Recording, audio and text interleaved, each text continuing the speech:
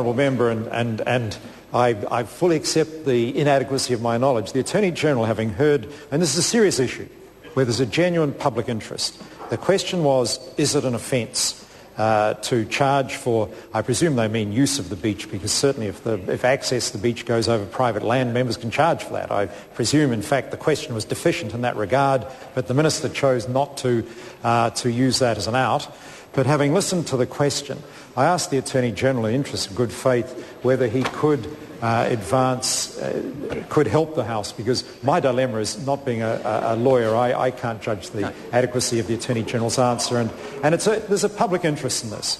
Either, as the question was very direct, is it an offence? There's a public interest in this, and I invite the Attorney-General to assist the House. Look, please do. I'm here to help. I referred to subpart 3 of the bill to regulations that may be made, and the Governor-General may, by order in Council on the recommendation of the Minister of Conservation, make regulations for example, the safety and protection of members of the public who exercise rights of access, and prescribes offences. So it depends on the circumstances and whether the regulations are made. I think this time we have had an answer. Metiria Turei. Thank you very much. Order, Metiria Turei. Does the Attorney-General understand that if approved by the Overseas Investment Commission, foreshore and seabed held in private title can be sold into foreign ownership? The Honourable Chris Finlayson. Yes, I do. Metiria Turei.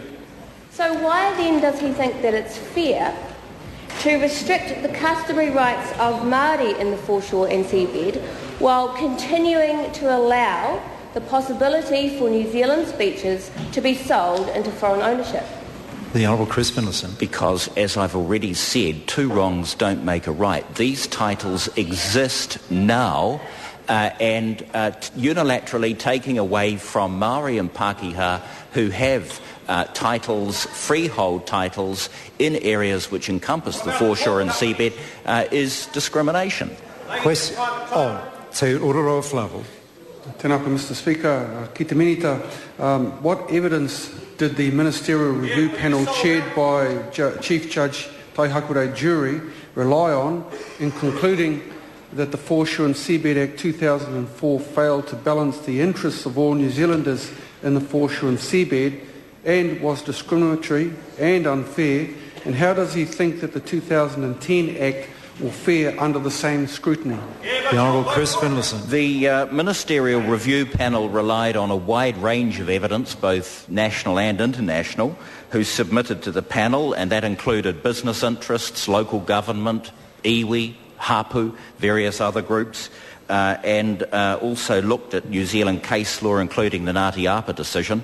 I can't predict how the Ministerial Review Panel will necessarily respond to what has been proposed, but I do think they will acknowledge that those fundamental rights of access to justice have been restored, and the ability of iwi and hapu, called applicant groups, to apply to the court to have those rights tested have been restored, two things that were removed under the 2004 Act.